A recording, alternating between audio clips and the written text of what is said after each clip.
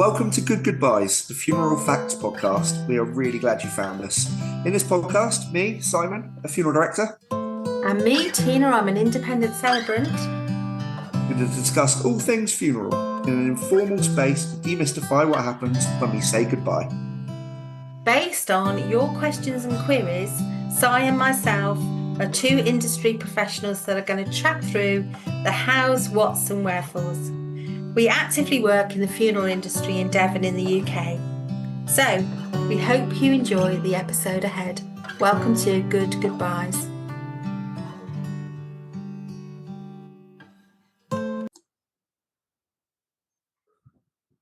Hello and welcome to Good Goobyes with me, Si. And me, Tina. What are we talking about today, Si? Good to have you with us, everybody. We are going to talk today about funeral transport. And this was a question that was asked on my TikTok about the different types of transport options. And do you have to have a hearse? Do you have to have a limousine? I thought it'd be a really good opportunity to tell you the options because, of course, as with everything we do, you wouldn't know if we didn't. So let's talk about it. So you can obviously have transport with wheels or other transport, I guess. Yeah, absolutely. So obviously, back in the olden days, it was all horse drawn, and that's still very much an available thing. The problem with these days is you go into the crematorium a lot more. You're going a bit more distance. Back in the day, it was you pop into your local church and your burial ground. So running horses wasn't a problem. These days, when we hire horses in, the maximum they can go is 5 miles. Now, both our crematoria are more than 5 miles from us, so it creates some other challenges. So that's a kind of consideration there. But yeah, when you start talking wheels, it's a huge list. Of course, you've got your regular hearse that everyone kind of knows and recognises, but you don't have to have a hearse.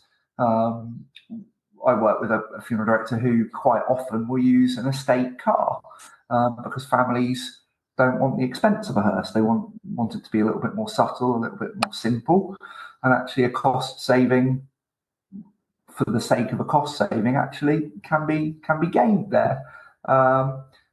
Within hearses, then you get into a real huge territory of vehicles because there are a lot of custom companies out there now that are trying to make this more personal.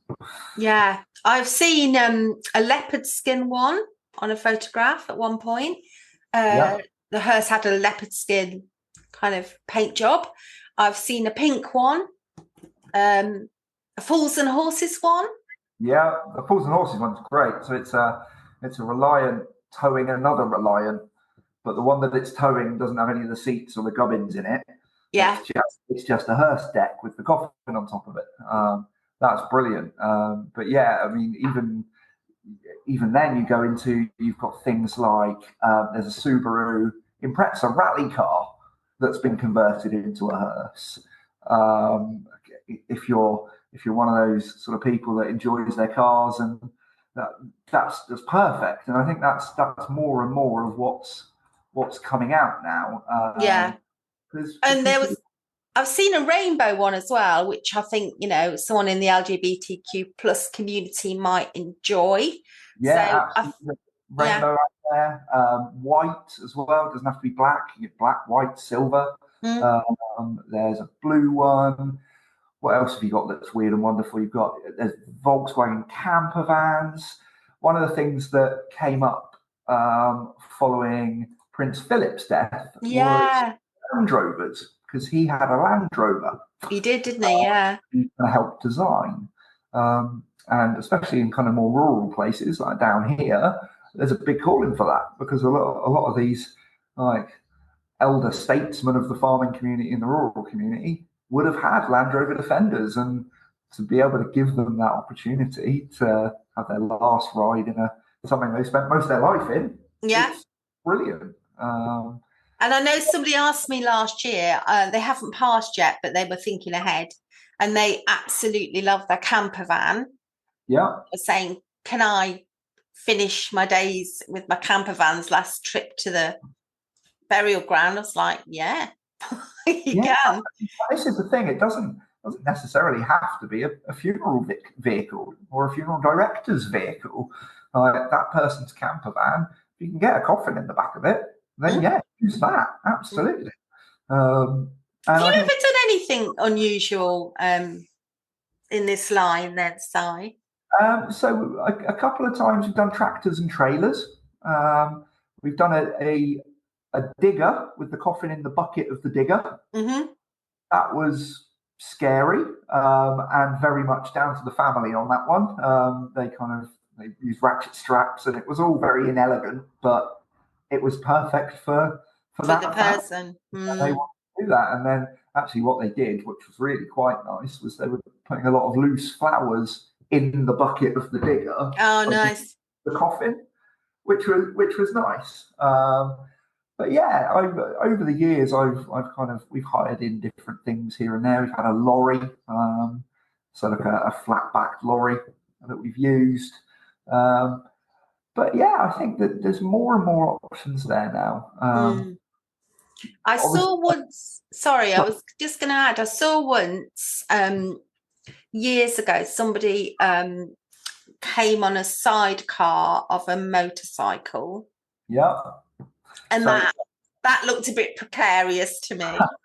So, motorbike and sidecar, there's a company out there. I think there's a few companies now, but one of them I think they've got 6 or 7 different bikes. So if you're a Harley fan, you can have a Harley. If you like your sport bikes, they've got like a Hayabusa, all of which can have the sidecars. And yeah, I think, like we kind of touched on in all of these podcasts, there's so many personal options now and so many ways of kind of making it unique, truly unique.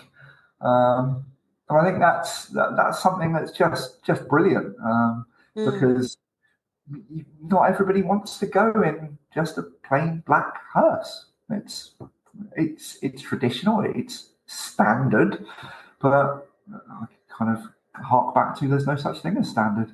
If you want something else, the answer is yes. What's the question? And I suppose as well as the hearse, there's the other transport, isn't there, for family members? Yep. And I get asked quite a lot of questions about that, who should travel in what car is often a question I get asked. Do you get asked that? Yeah, and limousines and following vehicles are a bit of a bone of contention because you run the risk of ending up with 10 of them. If you start thinking, oh, well, they should, and they should, and they should, you're going to end up with so many, it becomes unfeasible. I mean, I did a funeral in Sevenoaks many years ago when I worked up in Kent, and we had a hearse and 27 limousines following, which was just insane, like absolutely insane. But that's what the family wanted. And I've seen many huge corteges over the years, and AW Lim up in Nottinghamshire, they have 18, 19, 20 limousines in their fleet because they quite regularly get asked to do that. It's difficult as to who should sit where. I think I try and say to my clients, let's just focus on the immediate family. Because once you start getting into uncles, aunts, cousins, but the next door neighbours probably want a lift, it gets really out of hand. But outside of limousines, there's other options.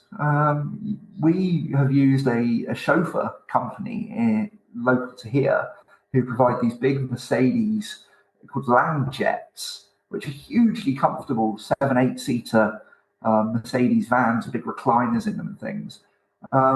Because that's what the family wanted, and they were considerably more comfortable in it, rather than sort of being shoehorned into a limousine. There's a double-decker bus that I've seen that has a catafalque on it for the coffin, but then you can get 50 people on it as well. Yeah.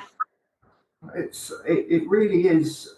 It's just an endless scope now. Yeah. I think don't fall into the trap of everyone needs to be in a family car, because otherwise you're going to end up with 10 of them, and that's going to cost you a lot of money. Yeah, and I saw online a guy who obviously owned a coach company, a holiday coach trip company, and everyone came on that, and on the front they put like Bob's funeral or something like this. Anything is, as we always say, a lot of things are possible that you might not even be thinking about. Yeah, absolutely. So I think the key takeaway is, what do you want? There's going to be something close. If you're in the equine community, horses are always an option, but just consider the distance they can travel. And then you've got Land Rovers, diggers, trucks, whatever. So don't be afraid to ask the question, because it's not weird and wonderful. It's just personal. Yeah, I love that phrase. It's just personal. Very good. Yeah. So I'll write a book one day. Get it on a t-shirt. So that's a nice little run through around your transport options, really. So yeah, ask away is what I would say. Yeah, thank you. As always, have that conversation, because you would be amazed. Yeah, perfect. Thank you for listening. I've been Si. And I've been Tina. Take care. You've been listening to Good Goobyes, the Funeral Facts podcast. Please do like, subscribe, comment and share. Drop any questions on our social media, on Instagram, or in the text option in the show notes. Si and I are qualified professionals, but we always advise our clients to seek any additional support from medical practitioners if they need to. And we hope you enjoyed this episode. Stay well and be kind to one another.